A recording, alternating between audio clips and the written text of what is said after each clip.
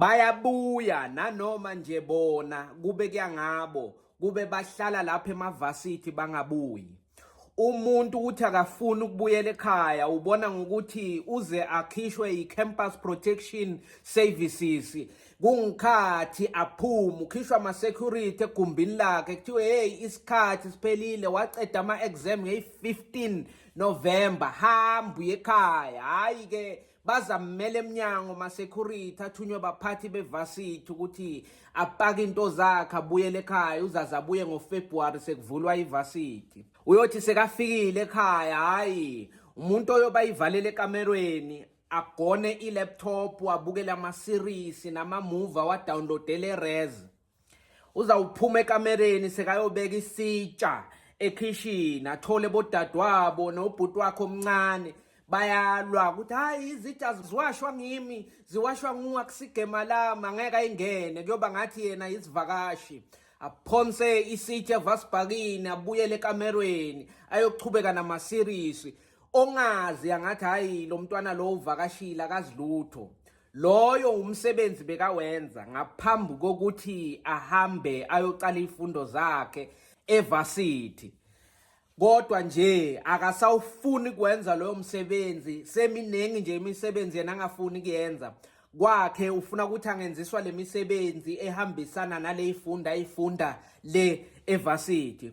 Umama wakhe ahluleka kushintsha iringtone efonini hayi ke lokho ke uyathanda kwenza.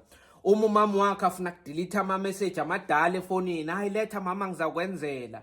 Uyabona umzali asokola nge-DSTV athi hayi mana ngikhona ukuyikhipha la ku-channel 100 ngifuna kubukela ezenkolo. Hayi ke uyathanda le msebenzi angayenza hleli phasi kube ukuthi uyacofa izinto uyashintsha bese ziyalunga bese uthi naku mama. Kodwa nje lokhu ngathi kuwashwa izingubo kuwashwa amakhethenisi hayi akafuni kuzenza lezo zinto.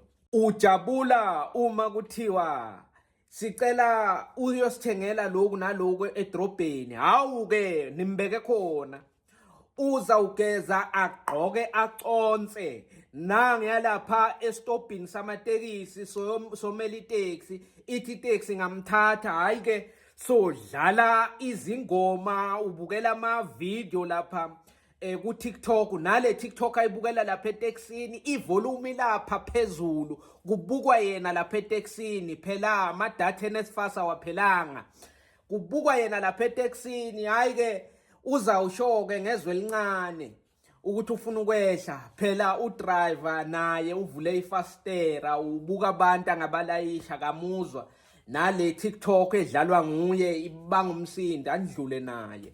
Hayi uzawutshelwa ngabanye hey kukhona intombazanyana elangemuva ebackseat ithi ifuna kwehla athi hawu angizwanga. Uzathi la ke emakhona udriver wetekisi uzamuzwa sekathi but I said before the stop sign. Shoo. Taxi store I miss Uber.